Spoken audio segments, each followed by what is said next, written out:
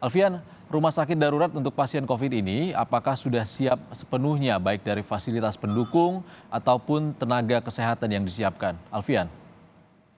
Ya, siang Ihsan dan juga saudara terkait kesiapan sepenuhnya dari rumah sakit darurat yang berada bersebelahan dengan mal di perbatasan kota Surabaya ini secara keseluruhan memang belum selesai Ihsan dan juga saudara. Ini terbukti pantauan kami di lapangan dari pagi hingga saat ini pun di belakang saya masih terus ada pekerja yang bekerja untuk merapikan konstruksi dari bangunan yang memang sebelumnya ini merupakan hotel dan juga apartemen yang kemudian dialihfungsikan oleh pemerintah kota Surabaya sebagai eh, rumah sakit darurat khusus untuk penanganan pasien COVID-19 Surabaya. Namun terkait data, terakhir informasi terupdate yang kami dapatkan dari pemerintah kota Surabaya, nantinya ini setelah dibuka akan dapat menampung 105 orang pasien atau 105 tempat tidur yang dapat ditambah atau dimaksimalkan hingga 186 tempat tidur dan juga 8 ruang ICU di tahap utama dan juga nanti secara berangsur-angsur dapat dimaksimalkan hingga 16 ruang ICU yang khusus untuk merawat pasien COVID-19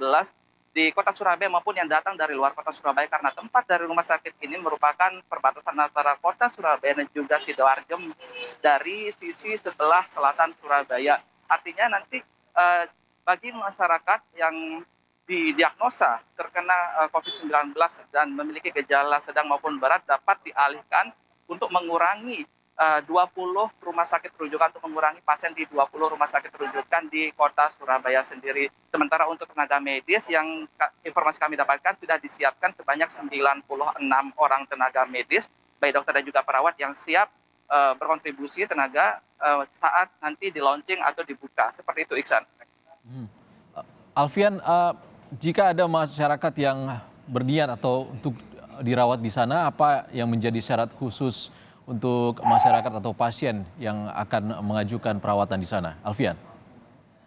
Sementara ini belum ada informasi terkait syarat khusus apa yang dapat diberikan kepada masyarakat yang nantinya mengikuti pelayanan di sini. Namun yang jelas rumah sakit darurat ini dikhususkan untuk pasien COVID-19 baik dari dalam kota Surabaya maupun dari luar kota Surabaya dengan gejala sedang ataupun berat. Ini mengingat tingkat rasio 20 rumah sakit rujukan di Surabaya terkait COVID-19 di awal tahun atau awal bulan Januari ini sangat penuh. Kemudian berangsur-angsur berkurang dalam satu pekan terakhir, yaitu untuk ICU sendiri, perawatan di ICU berkurang 90% dan juga untuk di non ICU berkurang 73%. Nah, ini adalah salah satu solusi yang ditawarkan oleh pemerintah kota Surabaya untuk warga baik dari dalam maupun luar agar tidak langsung ke 20 rumah sakit rujukan namun dapat dirawat terlebih dahulu di rumah sakit yang berada di komplek